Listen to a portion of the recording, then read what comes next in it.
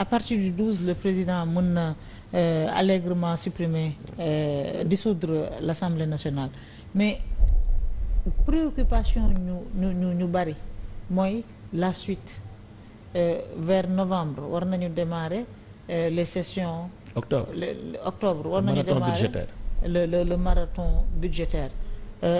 depuis l'avènement du régime ba tey defuñu benn loi de finances rectificative c'est-à-dire bu ñu dissoudre le 12 jusqu'à la prochaine élection et puis les élections ne peuvent pas se tenir filer que deux mois 3 mois il faut minimum 150 jours le processus des parrainages ak les révisions procédures yooyu yëpp mënuñu tenir élections yi en tout cas avant 150 jours waaye léegi bu ñu dissoudre assemblée bi jusqu'à la mise en place de la nouvelle assemblée président lan lay gouverner kan mooy voter nan la ñuy mettre en place le budget. C'est encore le flou et la confusion parce que man li ma jàpp mooy il peut pas se passer d'un vote du budget. mënul am. parce que les articles qui sont évoqués j'ai entendu quelques personnes invoquer des articles de la Constitution mais soo lire articles yi je ne suis vraiment pas persuadé que c'est possible. L'Assemblée de gouverner par décret. L'Assemblée ne se réunit pas. Je suis pas persuadé. Maintenant moi j'ai lu la Constitution c'est ma conviction je suis pas constitutionnaliste mais li ma lire pour man jàpp naa ne l'Assemblée doit voter le budget ça moom c'est ma conviction parce que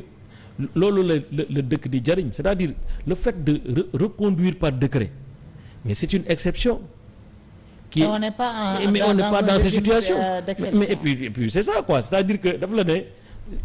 par cas de force majeure mais la dissolution est-ce que peut être perçue comme un cas de force majeure si nous les juristes on considère que cas de force majeure c'est l'événement imprévisible insurmontable qui empêche de faire quelque chose d'accomplir une obligation mais yow nga jël ci sa teyu bakkan nga dissoudre assemblée bi nga xam ne c'est un instrument après est-ce que loolu nga ko considérer comme événement de force majeure je ne pense pas donc mais le fait que assemblée bañ a statuer bañ a réunir pour examiner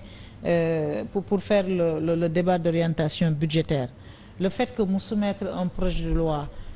pour la suppression des deux institutions assemblée bañ est-ce que tamit jàppul ne tey bu fi dugaloon loi de finances rectificative député yi mën nañ bañ a suivre bu ñu demee ci session budgétaire la majorité parlementaire tamit mën na bañ a suivre. xam nga man ce que je considère c'est qu'il faut pas crier avant d'avoir mal li ma gëm mooy. est-ce que institution bu ci cas de nekk force mettre ko majeure devant ses responsabilités dafa am loo xam ne ci dëkk ça dépasse des camps ça dépasse des clivages ça dépend des partis dafa c'est supra-parti c'est national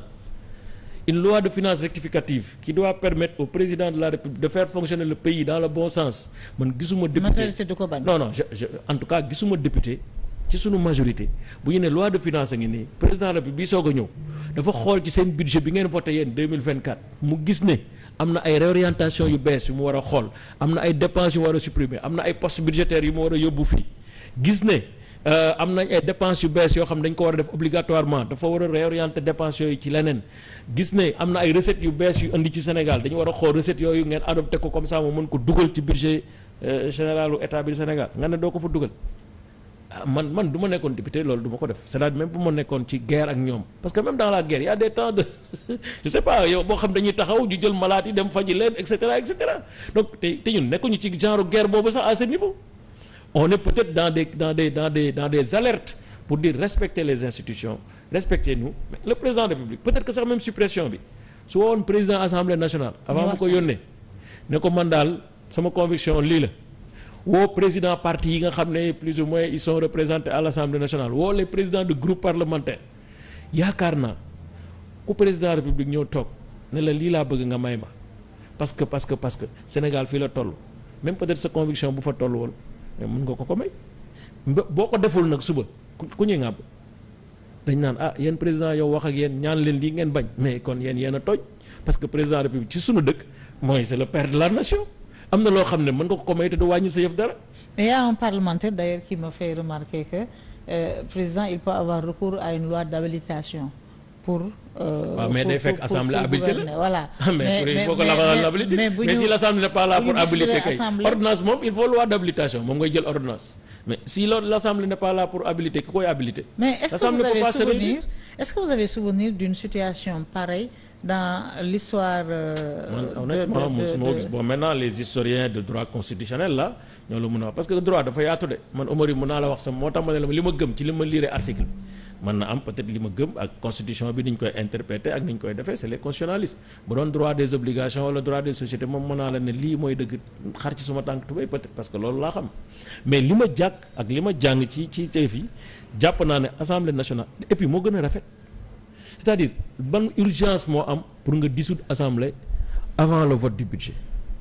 ban urgence moo am mais on peut avoir des compromis parce que loolu dafay xew ci démocratie yu bëri